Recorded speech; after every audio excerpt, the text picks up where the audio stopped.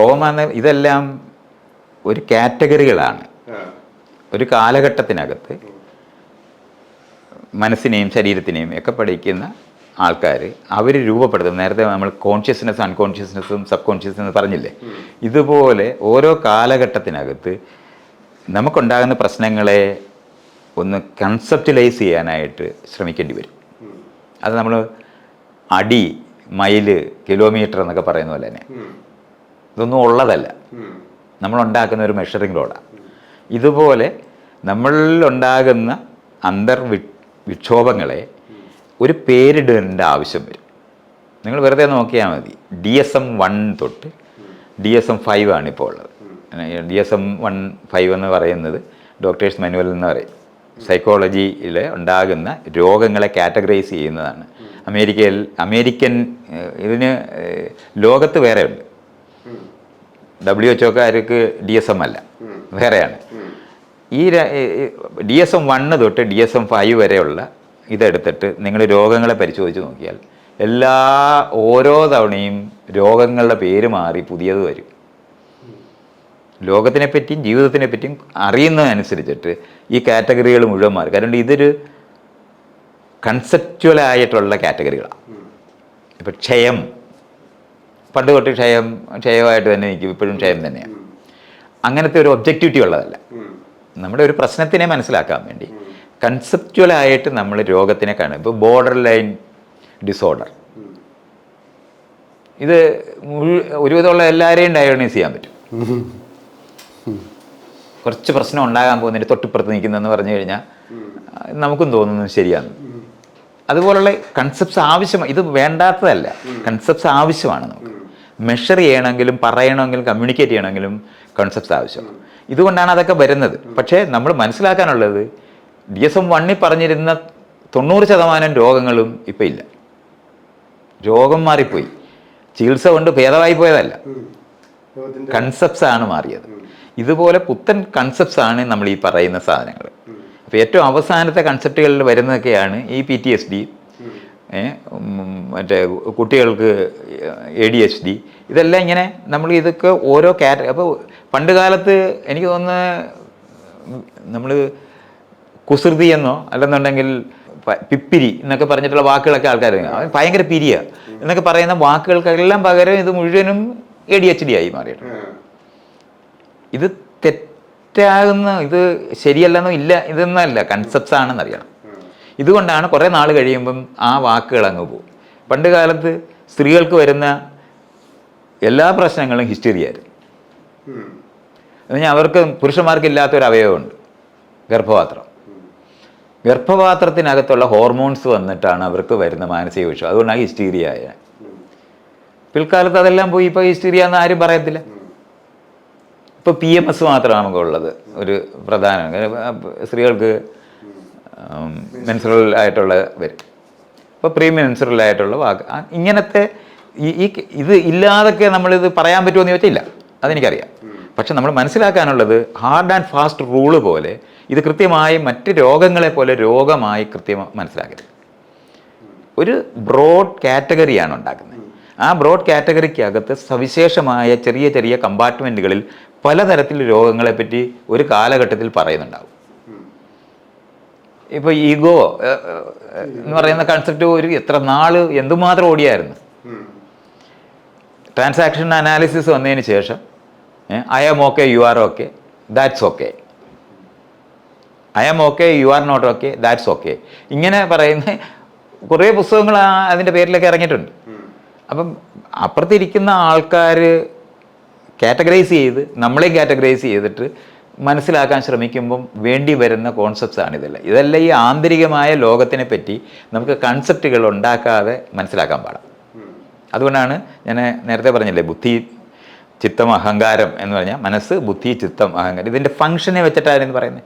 മനസ്സെന്ന് പറയുന്നത് വൈകാരികമായ വേലിയേറ്റങ്ങൾ ഉണ്ടാക്കുന്നതായിട്ട്, അതിനെ വിവേചനപൂർവ്വം കാണുന്നതിനെ ബുദ്ധിയെന്നും, ഓർമ്മകളുടെ ലോകത്തിനെ ചിത്തമെന്നും, അതിൻ്റെ ഓണർഷിപ്പ് നല്ലതാണോ ചീത്തയാണോ എന്ന് അനുഭവിക്കുന്ന ആളിന് അഹങ്കാരം. ഇതൊക്കെ ഇങ്ങനെയാണ് സെഗ്മെൻറ്റ്സ് പണ്ടുണ്ടാക്കിയത്. ഇതുമെല്ലാം ഇതുപോലെ ആന്തരികമായ വ്യാപാരങ്ങളെ കാറ്റഗറൈസ് ചെയ്തിട്ടുണ്ടാക്കിയതാണ് അതെല്ലാം. ഈ മനസ്സെന്ന് പറയുന്ന ഒരു കാറ്റഗറിയാണ്. ഇതുപോലെ തന്നെ ആന്തരിക വ്യാപാരങ്ങളിലെ എല്ലാം നമ്മുടെ വികാര വിക്ഷോഭങ്ങളെല്ലാം ഉണ്ടാകുന്ന അത് ശരീരവും മനസ്സെന്ന് നമ്മുടെ ഈ ബുദ്ധി എന്ന് പറയുന്നതിനകത്തെ അതിൻ്റെ ആകെത്തുകയുള്ള പ്രവർത്തനത്തിന് ആന്തരിക ലോകത്തിന് വേണ്ടിയാണ് മനസ്സെന്ന് നമ്മൾ വിളിക്കുന്നത്. അതിനകത്ത് പിന്നെ സബ് കാറ്റഗറികളാണ് നേരത്തെ പറഞ്ഞ മനസ്സ്, ബുദ്ധി, ചിത്ത്, അഹങ്കാരം എന്ന് പറഞ്ഞ് പിന്നീട് പറയുന്നത്. അല്ലെങ്കിൽ അകത്തുള്ളതിന് മുഴുവനും കൂടെ മനസ്സെന്ന് പറയും. ഇത് അറിയുന്ന വശത്തിന് ആത്മാവെന്ന് വിളിക്കും. അറിവാണ് ആത്മാവ്. അപ്പോൾ നാരായണ ഗുരുവൊക്കെ അറിവ് എന്നുള്ള വാക്ക് തന്നെ ഉപയോഗിക്കുന്നത്. അപ്പം അത് കോൺഷ്യസ്നെസ്സാണ്. അപ്പം വീണ്ടും അവെയർനെസ്സും കോൺഷ്യസ്നെസ്സും തമ്മിലുള്ള പ്രശ്നങ്ങൾ ചർച്ച ചെയ്യേണ്ടി വരും. ഇത് കോൺസെപ്റ്റ്സാണ് ഇതല്ല. അതുകൊണ്ടാണ് ഇത് കലർന്ന് നിൽക്കും. ഇതുപോലെ ഈ ആധുനിക സൈക്കോളജിക്കലായിട്ടുള്ള രോഗങ്ങളായിട്ട് നമ്മൾ പറയുന്നതെല്ലാം കോൺസെപ്റ്റ്സ് ഉപയോഗിച്ച് നമ്മളൊരു കാറ്റഗറി ഉണ്ടാക്കുന്നതാണ്. അത് പുതിയ തരത്തിലുള്ള അണ്ടർസ്റ്റാൻഡിങ്ങുകൾ ഉണ്ടാക്കുമ്പോൾ മാറിപ്പോകുന്നതാണെന്നും അറിയണം. അല്ലാതെ ഹാർഡ് ആൻഡ് ഫാസ്റ്റ് റൂള് പോലെ അതിനെ ഒന്നും എടുത്തുകൂടാ. ഞാൻ ചോദിച്ചു വന്നത് എന്താണെന്ന് വെച്ചാൽ നമ്മൾ ഈ PTSD ഒക്കെയുള്ള ട്രോമ എന്ന് പറഞ്ഞാൽ ജനറലി അവർ ഡിസോസിയേഷനൊക്കെ ഉണ്ടാകുമ്പോഴല്ലേ ട്രോമ എന്ന് പറയാം. അത് തന്നെയാണ് ഇതിന് നമ്മൾ സൈക്കോളജി പഠിക്കുകയാണെന്നുണ്ടെങ്കിൽ അതിൻ്റെ കാറ്റഗറി കറക്റ്റായിട്ട് നമ്മൾ ചെയ്യേണ്ടി വരുന്നുണ്ട്. ഇപ്പോൾ കിലോമീറ്ററും എന്താണ് ഡെക്കാമീറ്ററും ഡെസിമീറ്ററും മില്ലിമീറ്ററും ഒക്കെ നമ്മൾ വ്യക്തമായിട്ട് അറിയണം. അല്ലാതെ ഇതെല്ലാം മീറ്ററാണെന്നങ്ങ് പറഞ്ഞു കളയരുത്. അപ്പോൾ ഇതിന് ചെറുതും വലുതും ഒക്കെ ഉണ്ട്. അപ്പം നമ്മൾ ആന്തരികമായ ഇത്തരത്തിലുള്ള കാറ്റഗറികൾ അതിനെ സിസ്റ്റമാറ്റിക്കായിട്ട് നമ്മൾ പഠിപ്പിക്കുകയും അതിനപ്പോൾ പക്ഷേ ഇതെല്ലാം ഞാൻ പറയുന്നത് കൊണ്ടാണ് ഇതെല്ലാം ഉള്ളതാണെന്ന് വിചാരിക്കരുത്. അങ്ങനെ അറിയണം. കാരണം മണ്ണിലെ നമ്മൾ അളന്നിട്ട് അവിടെ മൈലുണ്ടെന്ന് വിചാരിച്ച് തുറന്നു നോക്കരുത്. 10 മൈലുണ്ട് ഇവിടുന്ന് അവിടെ വരെയുള്ള ദൂരം എന്ന് പറഞ്ഞിട്ട് മൈൽ നോക്കി നടന്നാൽ കിട്ടത്തില്ല. അതുപോലെ അറിയണം. കോൺസെപ്റ്റ്സാണ്. അപ്പോൾ അതുപോലെ രോഗങ്ങളെ കാറ്റഗറൈസ് ചെയ്ത് പറയുന്നത്. അപ്പോൾ ട്രോമ എന്ന് പറയുന്നത് ഈ വലിയ ഒരു ഇഷ്യൂ ഇങ്ങനെ ഉണ്ട്. ആളുകൾ ട്രൊമാറ്റിക്കായ അനുഭവത്തിനെ അടക്കി വെക്കുന്നത് വഴി പുത്തൻ പ്രശ്നങ്ങളായി മാറുമെന്ന് പറയുന്നത്.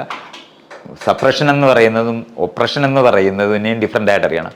ആളുകൾ ഒപ്രസീവായിട്ട് പെരുമാറുന്ന അല്ലെങ്കിൽ സിറ്റുവേഷൻ ഒപ്രഷൻ ഉണ്ടാക്കുമ്പോൾ നമ്മളിൽ ഉണ്ടാകുന്ന ആന്തരിക വിക്ഷോഭങ്ങളെ അടക്കുന്നതിനെയാണ് സപ്രഷൻ എന്ന് പറയുന്നത്. ഇപ്പോൾ ഇയാൾ ഒരു ഉദ്യോഗസ്ഥൻ സിസ്റ്റത്തിനകത്ത് നിൽക്കുകയാണെന്ന് വെച്ചാൽ ഇയാൾ സെക്രട്ടറിയാണ്. പക്ഷേ ഇയാൾക്ക് ചീഫ് സെക്രട്ടറിയുടെ മുന്നേ ചെല്ലുന്നു.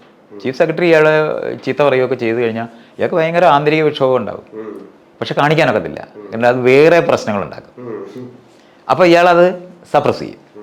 ഈ സപ്രസ് ചെയ്യുന്നത് മുഴുവനും നമ്മൾ എന്നാൽ നമുക്ക് ക്ഷോഭിക്കേണ്ടതും എക്സ്പ്രസ് ചെയ്യേണ്ടതുമായതിനു വേണ്ടിയാണ് ഈ ഇമോഷൻസ് മുഴുവനുള്ളത്. പ്രകടിപ്പിച്ച് എതിരായിരിക്കുന്ന ആളിനോട് എതിരെനിക്കുണ്ട് എന്ന് കാണിക്കുകയൊക്കെ വേണം.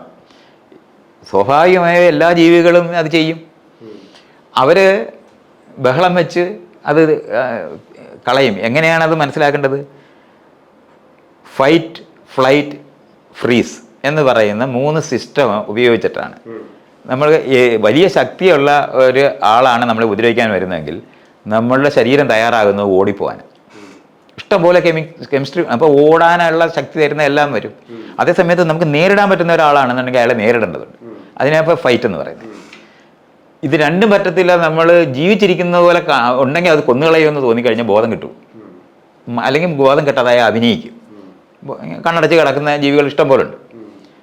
അട്ടയൊക്കെ തൊട്ടാൽ മതി, അപ്പം ചുരുണ്ട് അവിടെ ചത്ത് കിടക്കും. കാരണം മൂവ്മെൻറ്റ് മാത്രമേ ഉണ്ടെങ്കിൽ മാത്രമേ ആക്രമിക്കത്തുള്ളൂ. അപ്പോൾ അതുപോലെ ചെയ്യുന്ന മേഖലകളിലുള്ള വികാരങ്ങൾ ഉൽപ്പാദിപ്പിക്കുന്നത് നമ്മളിത് ഏതെങ്കിലും ഒന്ന് പ്രവർത്തിക്കാനാണ്. പക്ഷെ നമ്മളുണ്ടാക്കിയ സമൂഹത്തിനകത്ത് ഏറ്റവും വലിയ പ്രശ്നവും പോലീസ് സ്റ്റേഷനിൽ ചെല്ലുമ്പം നിനക്ക് അച്ഛനുണ്ടോടാ എന്നൊക്കെ ചോദിച്ചിട്ടുണ്ടെങ്കിൽ സംസാരിച്ച് തുടങ്ങുകയാണ് അയാൾ. അപ്പോൾ ഭയങ്കര ക്ഷോഭം വരും. പക്ഷെ ഇത് കാണിച്ചാൽ പിന്നെ അവിടെ നിന്ന് ഇറങ്ങാനൊക്കത്തില്ല.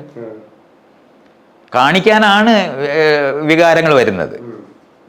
അപ്പോൾ അത് അടക്കാൻ നമ്മൾ ബാധ്യത വരുന്നത് മനുഷ്യരുണ്ടാക്കിയ നിയന്ത്രണത്തിൻ്റെ യുക്തിക്കകത്ത്. പക്ഷേ പ്രശ്നം എവിടെയാണ് ഉണ്ടാകുന്നത്? ആയിരക്കണക്കിന് കെമിസ്ട്രി നമ്മുടെ ശരീരത്തിലാണ് ഉൽപ്പാദിപ്പിക്കപ്പെടുന്നത്. ഓടാന്, ചാടാന്, അടിക്കാന്, കൊല്ലാനും ഒക്കെ ആയിട്ട് വരുന്ന സാധനങ്ങളാണ്. പ്രതികരിക്കാനും റെസിസ്റ്റ് ചെയ്യാനായിട്ട് വേണ്ടി വരുന്നതാണ്. അപ്പോൾ ആ വരുന്ന കെമിസ്ട്രി മുഴുവനും കൂടെ ശരീരത്തിൽ ഉണ്ടായിക്കഴിഞ്ഞാൽ അത് ഉപയോഗിക്കാതിരിക്കുന്നിടത്തേക്ക് വരുമ്പോൾ അത് നമ്മുടെ ശരീരത്തിനെ ബാധിക്കും. ഇതാണ് സംഭവിക്കുന്നത്. അതങ്ങനെ ശരീരത്തിന് ബാധിക്കുമ്പോൾ നമുക്ക് ഹാർട്ടിന് പ്രശ്നം ഉണ്ടാകും, ലങ്സിന് പ്രശ്നമാകും, കിഡ്നിക്ക് പോകും, ചെവിയുടെ ഇയർ ഡ്രമ്മിന് പ്രശ്നം ഉണ്ടാകും, മൂക്കിനകത്ത് പ്രശ്നം ഉണ്ടാകും, കണ്ണ് കാണാതാകും. ഇങ്ങനെ ബ്രെയിനിൻ്റെ മുഴുവനും ഞരമ്പുകൾ, കാരണം അതിനു വേണ്ടി ബ്ലഡ് പ്രഷർ ഉണ്ടായി ഓടാൻ വേണ്ടി ഉണ്ടായതാ. പക്ഷെ നമുക്ക് ദേഷ്യം വന്നിട്ട് കാണിക്കാനൊക്കാത്തടത്താണ് നമ്മൾ നിൽക്കുന്നതെന്നുണ്ടെങ്കിൽ ഈ പറയുന്ന മുഴുവൻ സാധനവും നമ്മളെ ബാധിക്കും.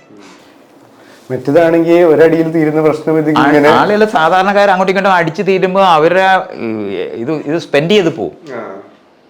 പക്ഷെ ഈ സ്പെൻഡ് ചെയ്യാൻ പോകാത്ത മുഴുവൻ പേർക്കും അൾസർ വരും, ഹാർട്ട് അറ്റാക്ക് വരും. അതിനെയാണ് സ്ട്രെസ് എന്ന് പറയുന്നത്.